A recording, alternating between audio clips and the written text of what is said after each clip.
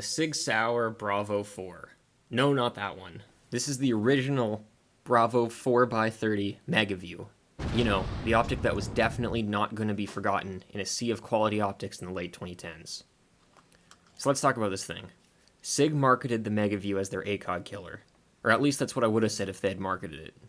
It's a rugged, 4-power prism destined to be the new standard for prism optics. And much like the Halo killers that came before it, it was a total flop. So much so that Sig didn't have all the details when I tried to get more info from their customer service. So much so that their one YouTube video they put out about it gets a bunch of the facts wrong. So not exactly a great sign when the company itself can't tell you more than the broken spec sheet on the website missing most of the technical points. The sweet old lady I talked to on the phone did her best to be helpful, but the only thing she could offer me was the manual, which, let's be real, doesn't inspire confidence. Back when the space-age chunk of aluminum dropped, it had an MSRP of about $1,300. You know, a casual price tag that's very much ACOG territory. People in the era of Nutshack memes were probably not going to take a gamble on an optic from Sig's fledgling electro-optics division. Not when they could get the proven reliability of an ACOG or an Elcan.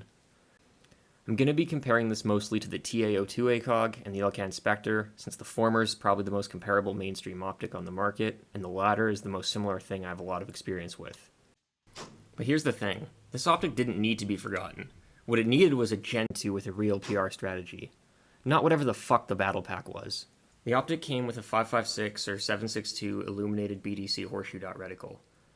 And yes, they made a 300 blackout version too, but good luck finding one unless you're digging through lost treasures. I'd track one down if the TA02 wasn't already a thing. It used a CR2 battery, not the usual AA 123 or 2032. Same thing that Sig uses in the rangefinders. So maybe they just had the electronics or tooling left over from producing those, and thought it would be the corner they cut. I typically prefer using Eneloops or 18650s over primary cell batteries in my kit, but this is a Polaroid household, so at least I have a stockpile of those I can use. Hopefully they're not too hard for you to find either. The O-ring on my battery cap does like to come off when you open it up. I don't know if that's a normal thing, but it still seems to keep everything watertight in the snow and rain. On the bright side, it has a decent shake-awake feature.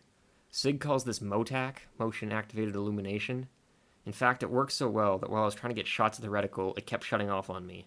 I had to give it a tap to relight it every time, so I can safely say it works. It's not bad for something nearly 10 years old. My Bravo 4 came on a low-profile QD mount. It sits about lower third co-witness, which is pretty standard for an AR optic. I've seen images of it with a thumbscrew mount. There's even mention of a possible upgraded version with a QD lever.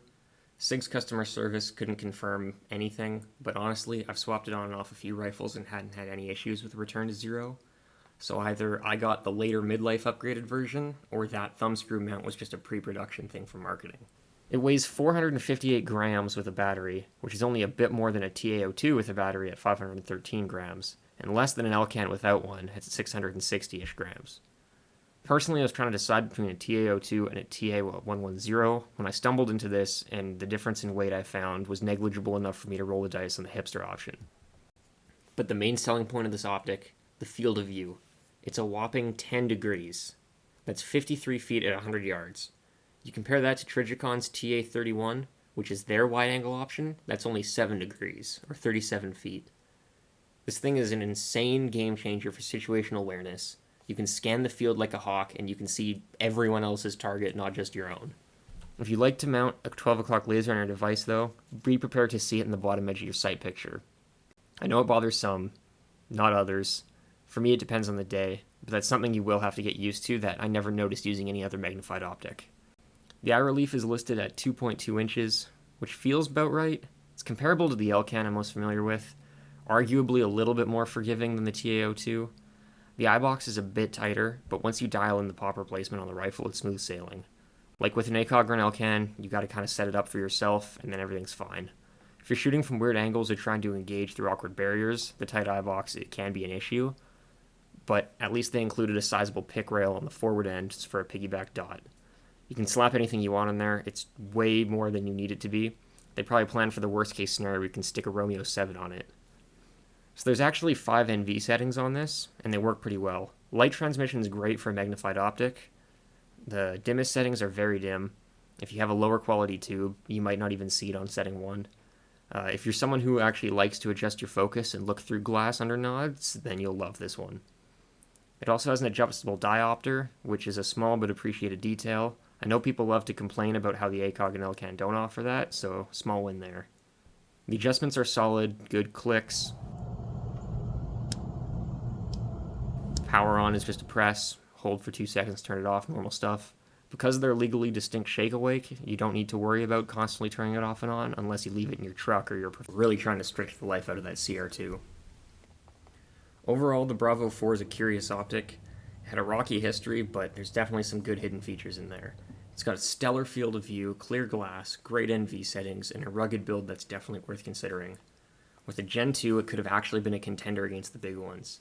As it stands, if you find one in the wild, it's worth giving it a second look. If nothing else, it's certainly a conversation starter. And if anyone from Sig sees this, please contact me and let me know what the thought process behind this was. It's so hard to find anything about the Bravo 4, and I want to know why it was thrown out with the bathwater so quickly.